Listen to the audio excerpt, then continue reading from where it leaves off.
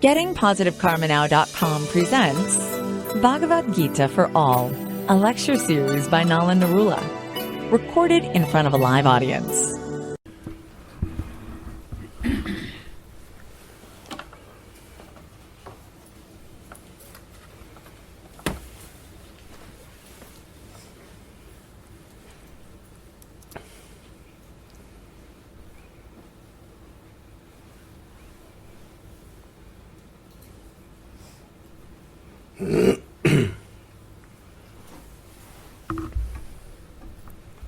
Om Namo Bhagavate Vasudevaya.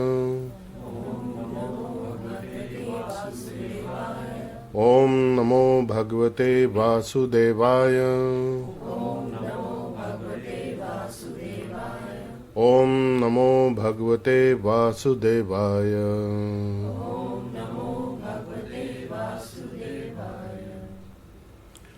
Last time we had completed text 44 of chapter 2 of the Bhagavad Gita, and this is the chapter on Sankhya Yoga, analytical study, and we have now come to the Yoga part. And 44, the continuity was that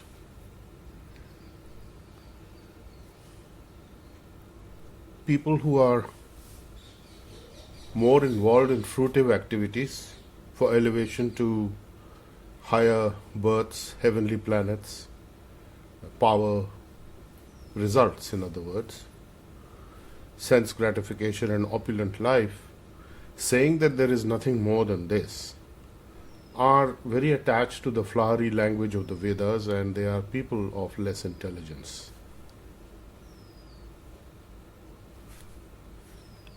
And the minds of such people who are too attached to sense enjoyment and material pleasures and so on, they are bewildered, and their determination is split up, squandered. But those who are very strong and determined and resolute and knowledgeable, they know that they must be engaged in the service of the divine, whereas the others do not. So this is very telling and very significant, and I will discuss this after we do the 45th shlok. It is especially applicable to those on the healing path. So text 45. Traigunya Vishaya Veda Nishtraigunya Bhavarjuna Nirdvandha Nitya Sattvastha Nirogya Kshema Atmavan. So, Traigunya Vishaya Veda, the subject matter of the Vedas is relating to the three modes of material nature. Traigunya. So Arjun, without being free of the pains of the opposites, nirdvandva, nitya sattvastaha, ever remain in the mode of sattva, goodness, nirogya kshema, free from the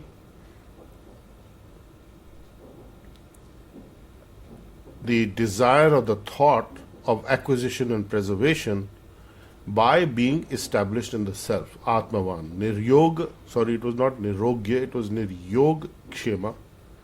Niryog kshema, free from the desire or the sense of acquisition and preservation, by being situated and established in the self.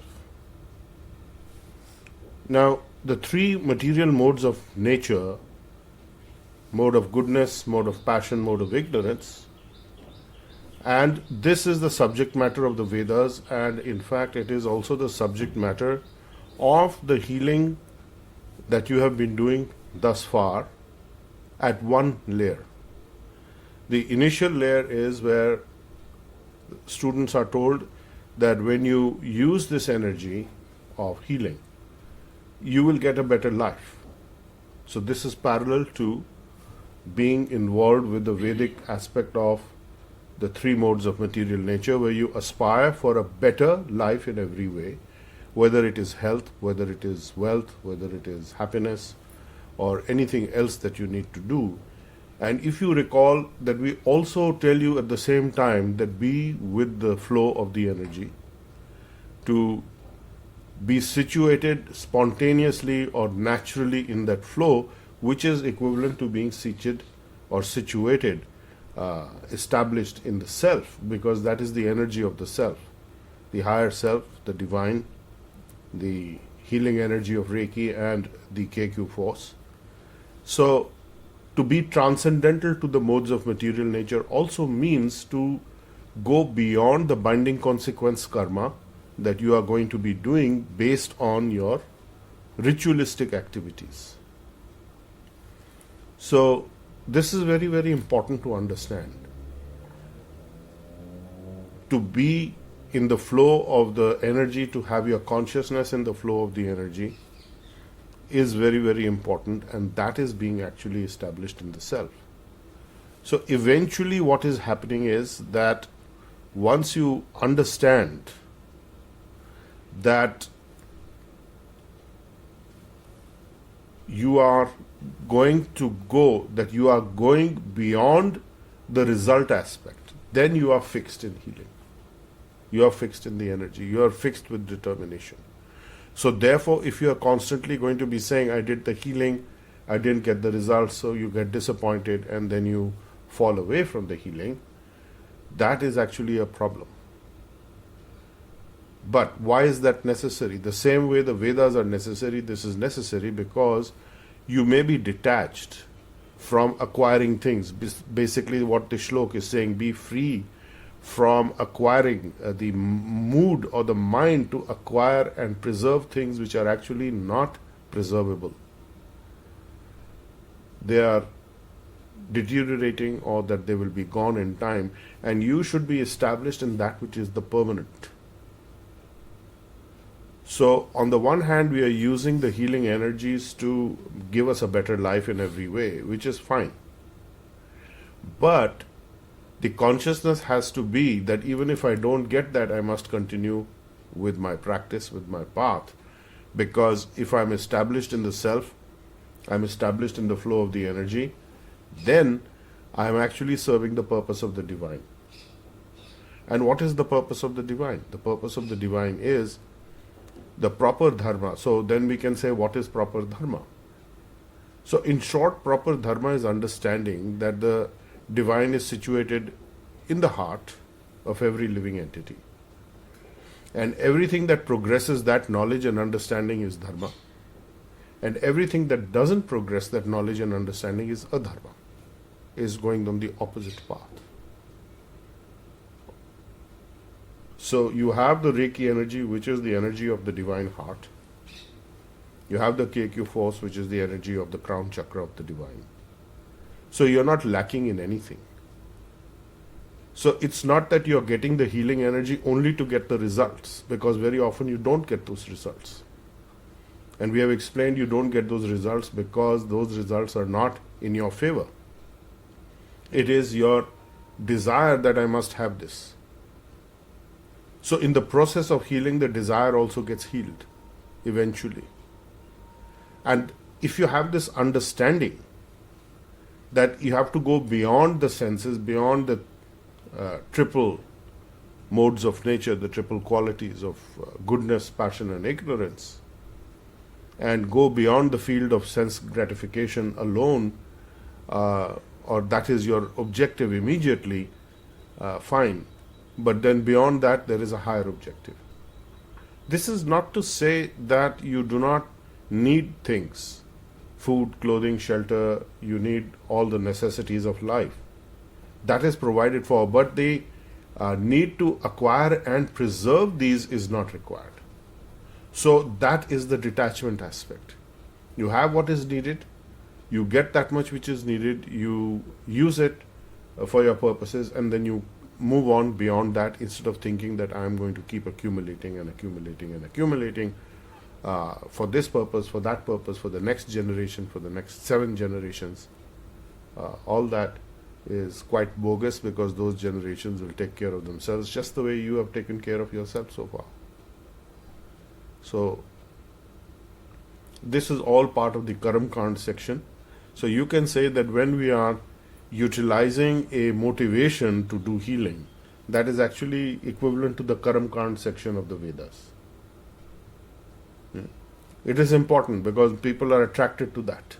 So when people don't have the understanding, they need that part to stimulate them or to get them onto the path. Once you get the understanding, then these things automatically start to detach, or you start to detach from them in terms of your acquisitiveness and your accumulative nature. So that nature also changes. So it's a very simple turn. It's you stay where you are, but you turn your direction slightly. And you turn your direction towards the realization of the heart energy itself, which is Reiki.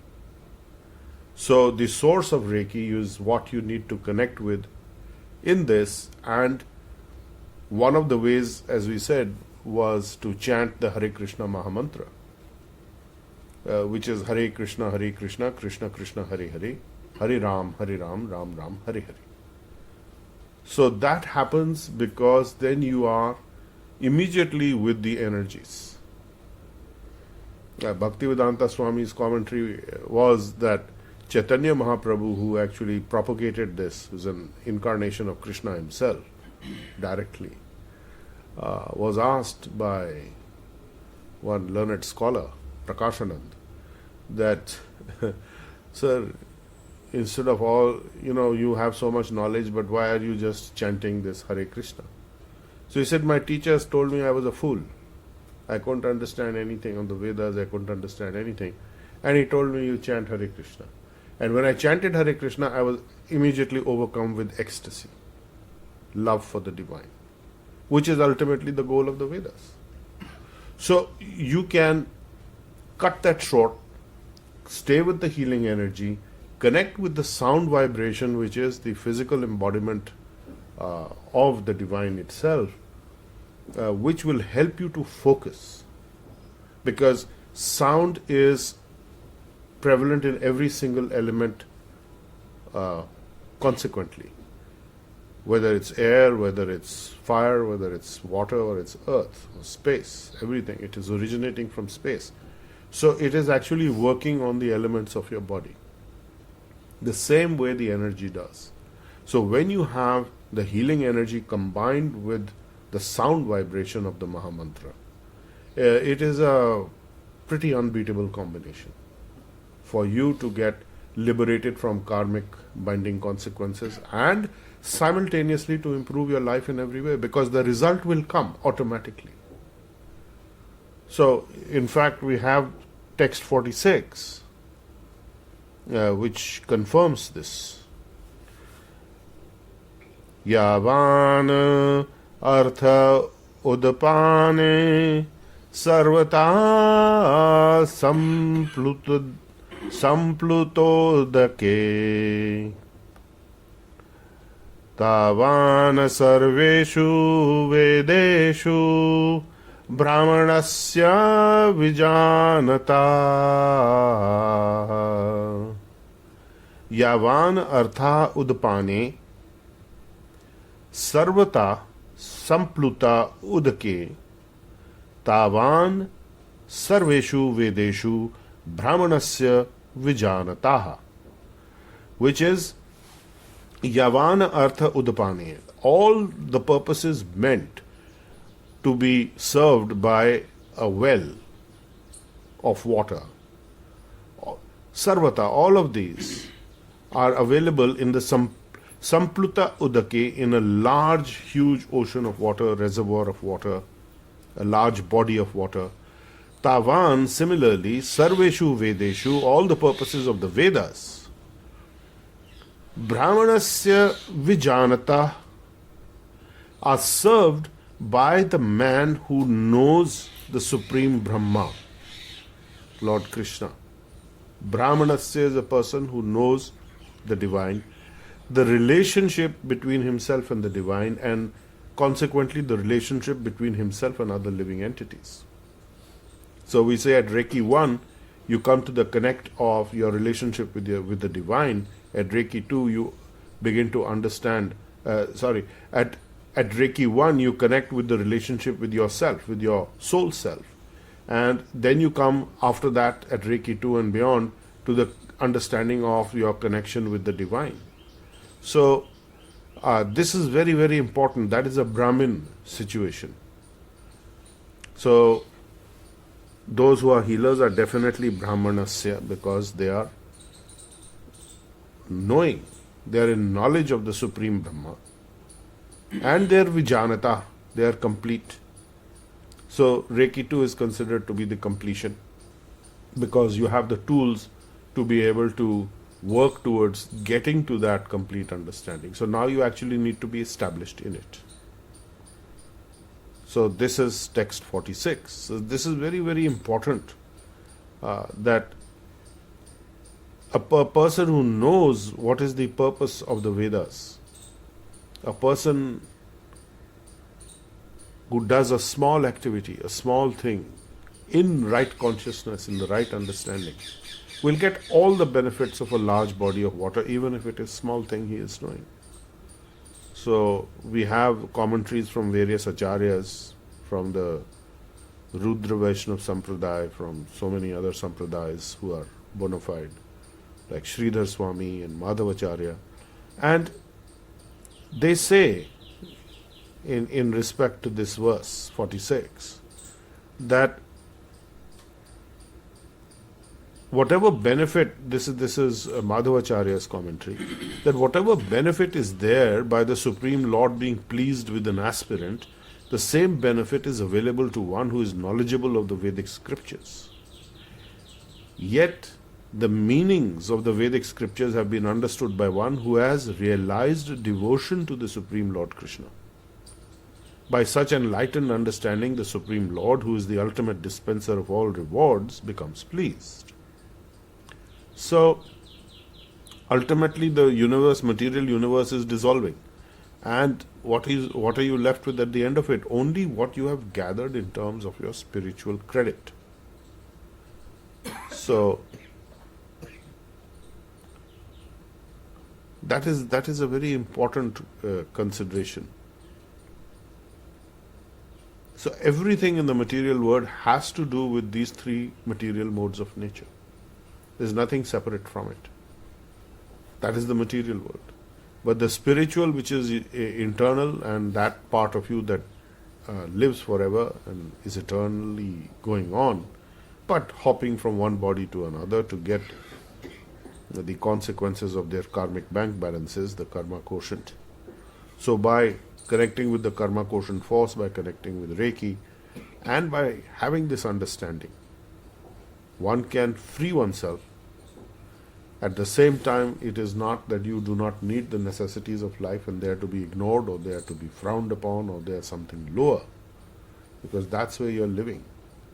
So there is an understanding that you are living in the material world, you are focusing on certain objectives which have to do with material aspirations.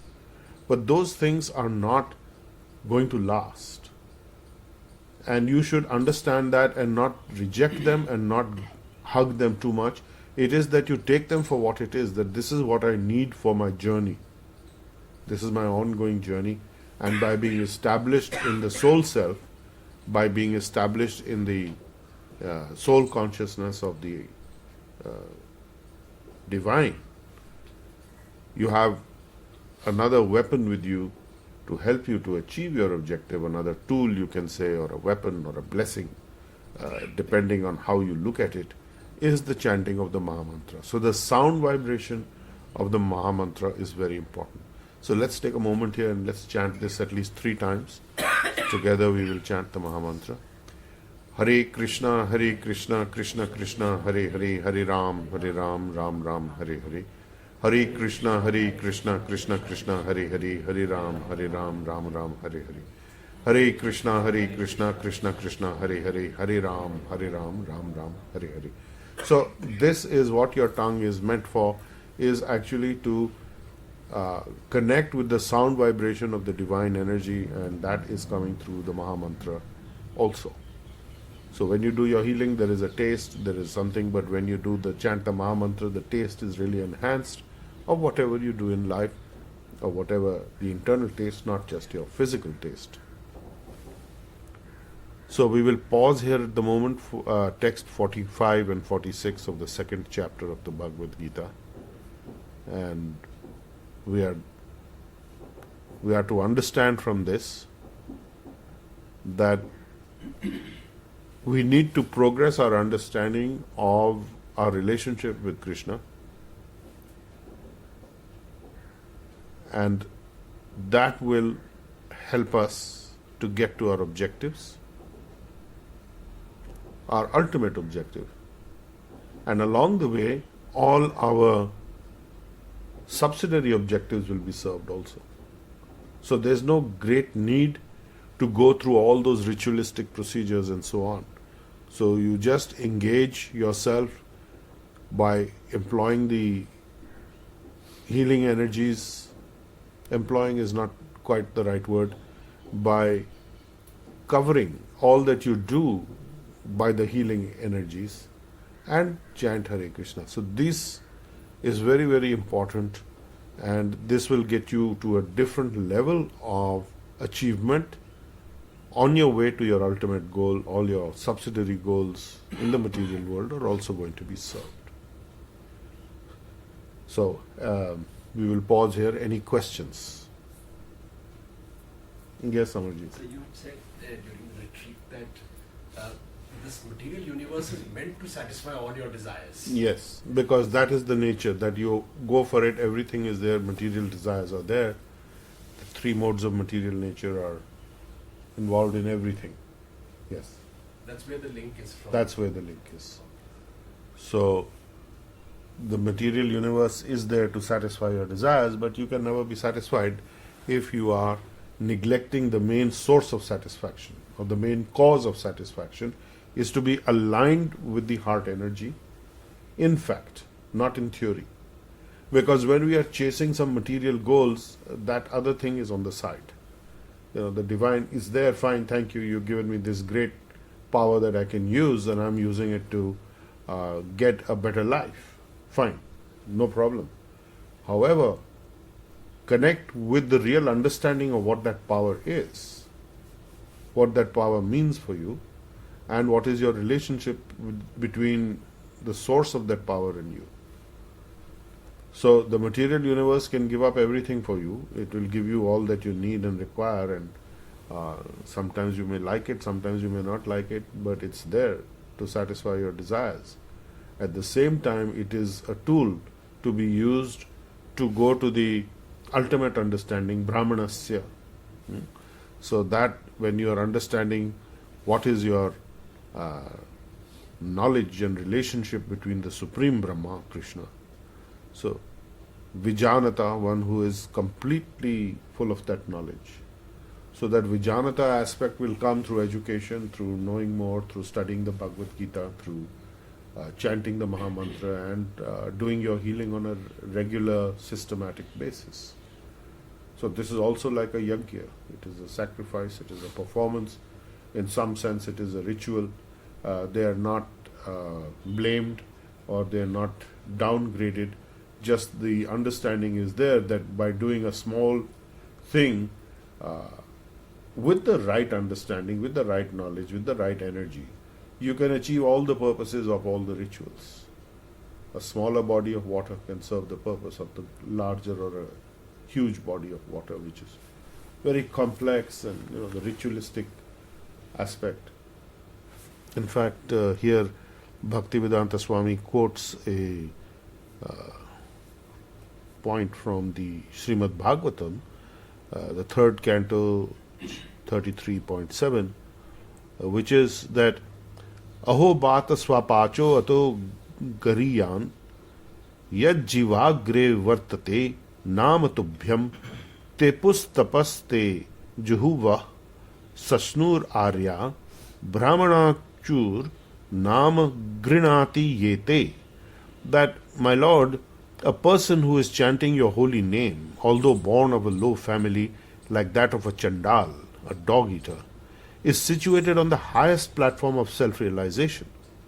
Such a person must have performed all kinds of penances and sacrifices according to Vedic rituals and studied the Vedic literature many, many times after taking his bath in all the holy places of pilgrimage. Such a person is considered to be the best of the Aryan family. So this is very, very powerful statement. Very, very powerful statement. That just by connecting to the energies of the holy name in the proper manner,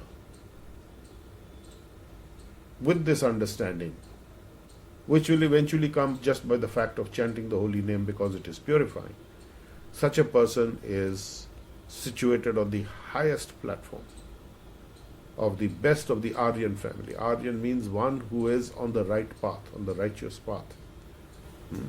Who is on the righteous path is an Aryan. The path to liberation and to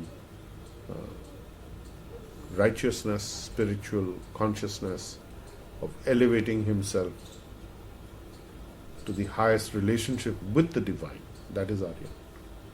The advanced, the noble, rightly placed ones. So your background is irrelevant. So there is no casteism involved in this. There is no bar. Caste is no bar, so called. Any other questions?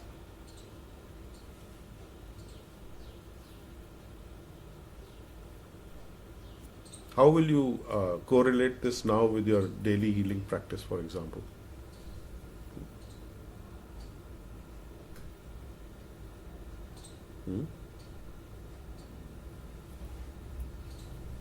Yes, Rita. So we will chant the Maha Mantra when we feel like chanting, Yeah. before, after the healing. You can chant the Maha Mantra separately also. You can chant the Maha Mantra anytime. It may be just a reminder, or you may not have time to chant it while you're doing other activities. So maybe you should take some time out separately to connect with the flow of that energy. It is better. You can chant it that time also, at any other time. There is no restriction as to when you can chant the Maha Mantra. The only thing I recommend from past experience and observation is that when you are doing some work, by chanting the Maha Mantra, you can actually space out. So spacing out means you get very disconnected from what's happening in front of you, so that can lead to some difficulties. So typically we recommend do not chant this while operating machinery, equipment, driving a car and so on. It can send you into a bit of a different time-space zone. You don't want to do that really. You need to pay attention. The beginner stage is, yes, chant any which way. No. For us, you're advanced healers.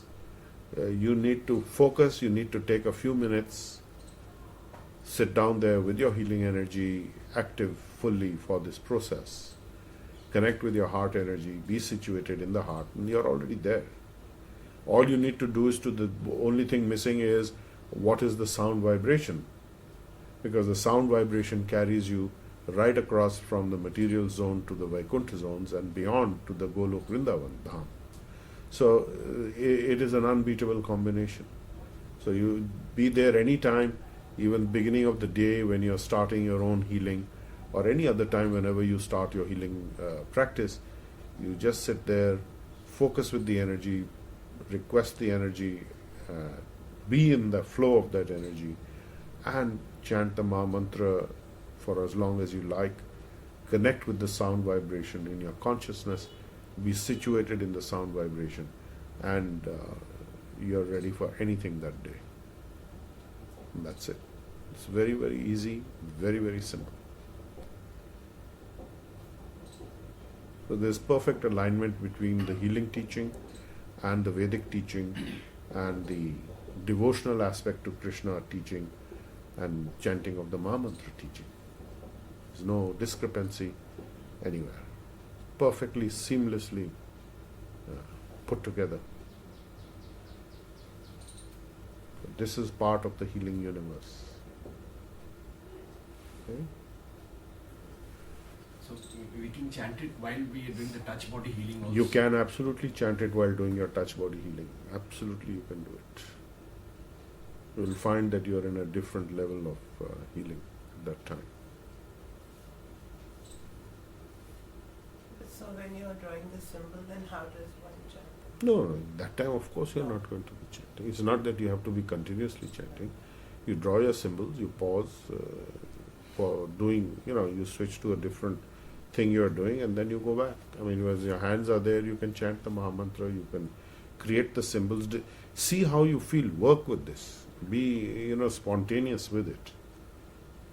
Be very interactive with your own self and your own energies, and you will rediscover other parts. You will find their secret or hidden parts of you which you will now find out. If you listen to my message for Christmas yesterday, said that when you do this, actually you will find secret parts of yourself by going with the heart energy.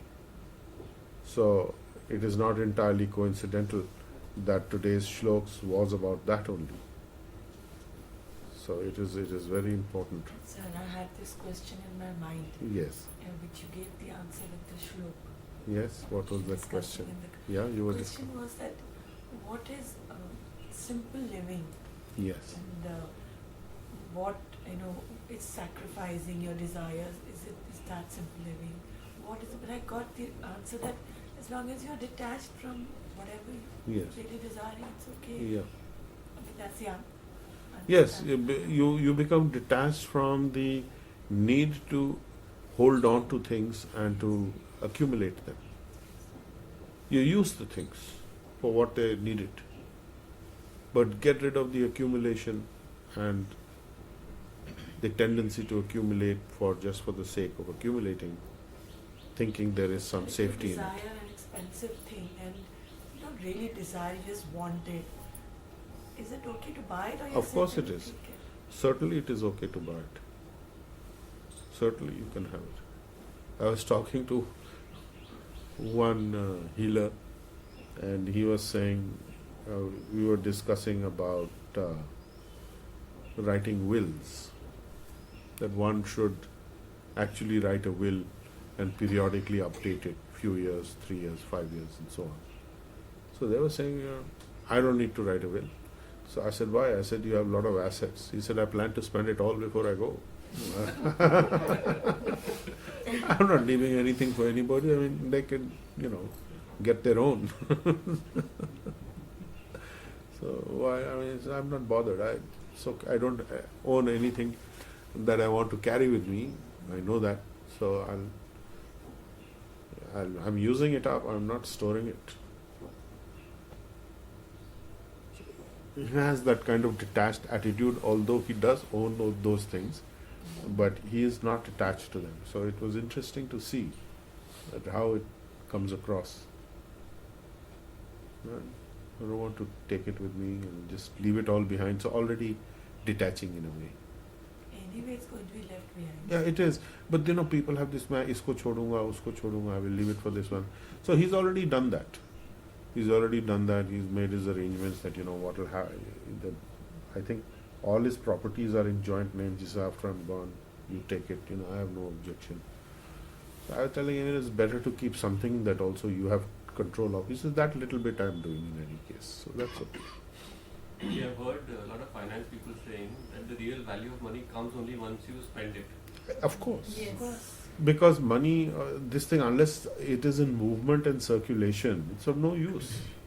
You lock it up in the cupboard, it is deteriorating by the rate of inflation in any case. Whatever is the inflation rate or the interest rate, the base rate of interest, look at it that way. You're losing that much. It may be gathering other value, like a building.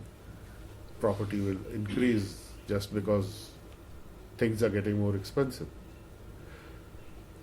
Also depends when you bought it. So 20-30 years is a good cycle. 7 years at least in property that you have to wait. You can't say I will invest today and get a good result 3 years from now. You may not. So it takes about 7, 8, 10 years. How many years, Pankaj, it takes for property Depends, cycle to turn around? Like if it was 2003, it took like 3 or 4 years. Now it may even take 7 or 8 or 9 years. Right. So you should think of an average cycle of 7 years. If you bought somewhere around, you plan to hold property for 7 years, you can't really be a loser that much. Yeah. है ना? Unless you bought it really at the peak and it was overpriced and so on. So, like these days, it is pretty fairly priced, would you say? I think so. Is it underpriced, fairly priced? Not underpriced. I think earlier it was overpriced. Earlier it was overpriced, so now it has It's more of a corrected. correction. So that is what, And about 30% it's- it has dropped, property prices? Wow. And I think right now people who are buying, especially residential, are the end users, not the investors. Okay. Investors are still more into commercial. Oh. But, like they were expecting things would start changing. It hasn't happened yet, but now it seems that maybe in a year or so it will start It will. taking over again. Okay, let's conclude this formally. Om Namo Bhagavate Vasudevaya. Om Namo Bhagavate Vasudevaya. Om Namo Bhagavate Vasudevaya.